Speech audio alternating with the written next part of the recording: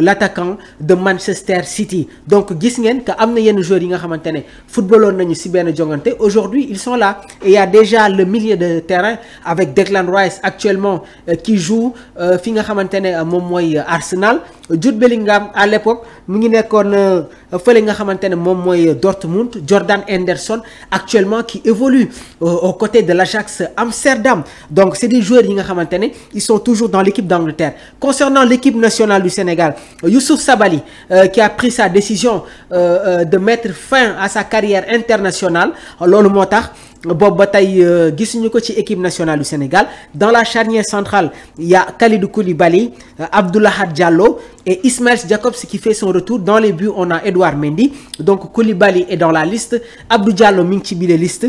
Ismaël Jakobs il est de retour après benn blessure bi nga xamante ne amoon na ko sur les récents matchs de Galatasaray. Doudou Mendy qui est dans les buts. Au niveau du milieu de terrain, ci match boobu noonu on avait Pathé Ciss, Iliman Ndiaye ak Nampalys Mendy. Nampalys Mendy bokkul ci bile sélection, mais Pathé Ciss, Iliman Ndiaye ils ont été convoqués par ki nga xamante ne moom mooy Pape Bouna Thiaw. En attaque il y a Krépin Diatta, Ismaïla Sarr ak Boulaye Dia. Ils sont toujours là. Donc 11 bi nga xamante ne moom moo démarré woon contre Angleterre, ñaari joueurs ñoom ñoo ci nekkul muy Nampalys Mendy ak Youssouf Sabaly. Mais tey jii am na ay yeneen renforts yi nga xamante ne ñëw nañu au sein de l'équipe nationale du Sénégal. Il y a Pape Alassane Gueye.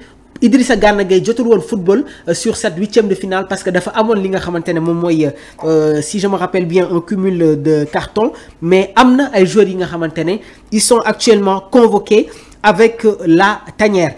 Donc ci banc bi on avait Fodé Ballo-Touré qui n'a pas été convoqué, Moussa Ndiaye ak Pape Abdou Cissé, Formose Mendy écarté, Pape Alassane Gueye qui est toujours là ak tamit Mamadou Loum Ndiaye qui fait plus partie des joueurs sélectionnés par l'équipe nationale du Sénégal. Côté Angleterre, Trent Alexander-Arnold n'avait pas débuté cette rencontre, il a été convoqué par Thomas Tuchel. Trippier aussi ki nga xamante ne nag moom mooy Conor Gallagher qui fait son retour au sein de cette équipe des Three Lions. Mason Mount écarté, Calvin Phillips, Callum Wilson, Marcus Rashford bi nga xamante ne jotuñu ko convoqué parce que dafa am li nga xamante ne moom mooy une blessure. Jack Grealish aussi a été écarté par Thomas Tuchel.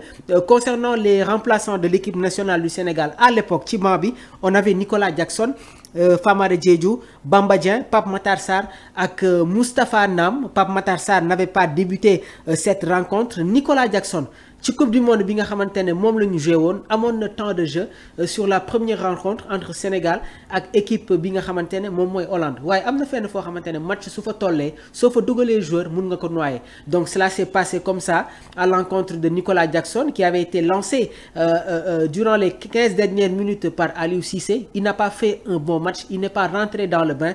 Loolu moo tax après gisuñu ko sur le reste de la compétition. On va venir sur la tactique ak schéma bi nga xamante ne Pape Bouna Thiaw moom la bëgg appliquer d'abord ak équipe bii di Irlande avant ñuy football ak équipe bi nga xamante ne moom mooy Angleterre. Li mu wax nag mooy 2 matchs amicaux pour essayer corriger et préparer la liste selon Pape Thiaw. Donc Pape Thiaw jamono ji nag nekk sélectionneur de l'équipe nationale du Sénégal jot na dévoiler déjà sa stratégie pour les 2 prochains matchs amicaux contre l'Irlande ak équipe bi di Angleterre. Alors ces rencontres sont conçues comme des occasions pour tester de nouvelles combinaisons tactiques waaye tamit dinañu permettre ñu corriger les lacunes notamment en attaque. Il y a un problème qui se pose en attaque. Il y a parce que actuellement gisuñu l'animation offensive bi nga xamante ne moom la ñuy xaarandi actuellement au sein de l'équipe nationale du Sénégal waaye tamit préparer les échéances majeures yi nga xamante ne dina dem sur les éliminatoires de la Coupe du Monde 2026 et la CAN 2025. Concernant la stratégie, donc Pape Thiaw dina essayer évaluer et améliorer li nga xamante ne moom mooy l'efficacité offensive, un point faible révélé lors des récents matchs officiels. Waaye tamit duñu desani foofu, toujours dans la tactique dina tester la gestion des cadres et l'intégration des jeunes talents. Il y a un schéma qui se dessine parce que suñu delluwee ci ginnaaw tuuti match yi nga xamante ne Sénégal joué na ko déjà il y a Edouard Mendy dans les buts. Au niveau de la charnière centrale, ça change pas. Il y a il y a Kalidou Koulibaly capitaine avec Moussa Niakhaté qui s'impose reléguant Abdou Diallo sur le banc. Donc il y a la charnière centrale qui est en place. Il y aura des choix au niveau de l'arrière droit de l'équipe nationale du Sénégal. Krépin Diatta qui dépanne depuis le départ de Youssouf Sabaly. Ouais, tamit amna une nouvelle intégration. Muy Antoine Mendy qui évolue actuellement fële nga xamante ne moom mooy sa OGC Nice. Il est polyvalent parce que déjà Nice ñoom ils ont tendance à jouer avec un schéma à 3 derrière. Donc Antoine Mendy avec sa taille, il fait 1m86, il est polyvalent, il peut évoluer comme défenseur central. Ouais, tamit il est capable de jouer comme arrière droit et il a été utilisé dans le schéma de Pape Thiaw comme arrière droit et il a donné satisfaction. Donc il y aura la concurrence entre Antoine Mendy ak ki nga xamante ne nag moom mooy Krépin Diatta. Comme arrière gauche, il y a 2 retours très importants. Muy El Hadj Malick Diouf ak Ismaël Jakobs. Ismaël Jakobs qui faisait partie des joueurs yi nga xamante ne footballoon nañu sur la récente Coupe du Monde. Il a donné satisfaction et il s'impose comme un pilier très important au sein de la défense de l'équipe nationale du Sénégal. Au milieu de terrain, il y a le retour de Habib Diarra, capitaine de Strasbourg. Donc il va faire son retour. Donc ci milieu de terrain bi, on peut voir encore une fois un schéma très important à 3. Pourquoi pas avec Idrissa Gana Gueye qui connaît déjà, qui joue dans le championnat anglais. Pape Matar Sarr mini football tamit ci équipe bi nga xamantene mom moy Tottenham. Donc Pape Thiaw dina indi ay joueurs yi nga xamantene xam nañu la réalité du football anglais. Donc ça va être un atout très important et je vois un milieu de terrain.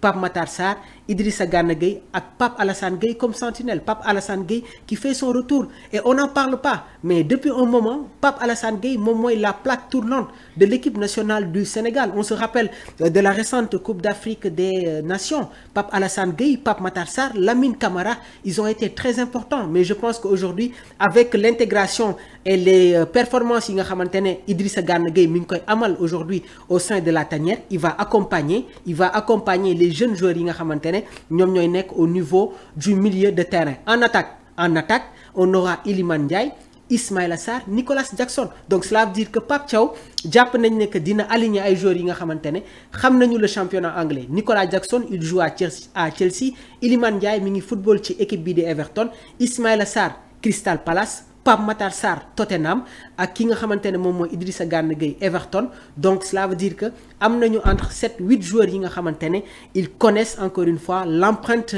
de la Premier League. Donc ça va être un match très disputé. Est-ce que vous êtes d'accord avec ce 11 contre l'Angleterre? Edouard Mendy dans la charnière centrale. On aura peut-être ki nga xamantene mom moy Kalidou Koulibaly ak Moussa Niakhaté comme arrière droit, il faut que nous ayons un défenseur bo xamantene il va rester sur ses appuis. Et sur le côté défensif, Antoine Mendy est beaucoup plus à l'aise parce que Krépin Diatta, à un moment donné, il a la capacité de se projeter. Et sur le football avec une équipe comme l'Angleterre, il faut que nous ayons excentré bi nga xamantene day ñew di suppléer di dépanner touti ki nga xamantene mom moy arrière droit. Donc nak luñ leen mëna wax moy les Anglais sont très physiques, donc il faut amener des joueurs athlétiques et ça va être vraiment un match bi nga xamantene ça va se jouer au niveau du milieu de terrain. Donc ñu bayé xel encore une fois sur les entraînements yi nga xamantene suñu gaynde yi dinañ ko amal, ñu bayé xel ban schéma le Pape Thiaw di indi au niveau du milieu de terrain. On reste toujours avec la compo probable. Edouard Mendy, Antoine Mendy, Kalidou Koulibaly, Moussa Niakhaté, Ismaël Jakobs. Au niveau du milieu de terrain, Pape Alassane Gueye,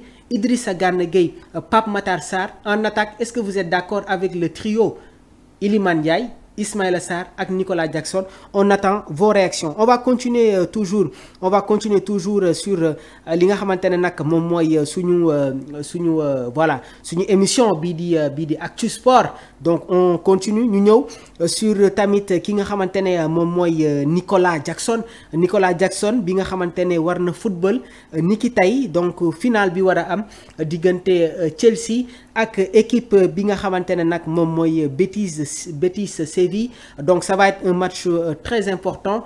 Les Blues de Chelsea yi nga xamantene ñom jot nañu qualifié sur la Ligue des Champions dinañu jongante ak les Espagnols de Betis Séville. Donc on va vous donner li nga xamantene mom moy les informations yi nga xamantene dina dem sur cette finale. On va commencer déjà avec le groupe du Betis Séville. On va vous donner les 11 11 probable. Donc côté Betis Séville gardien dans les buts dañuy am ki nga xamante ne moom mooy Adrian.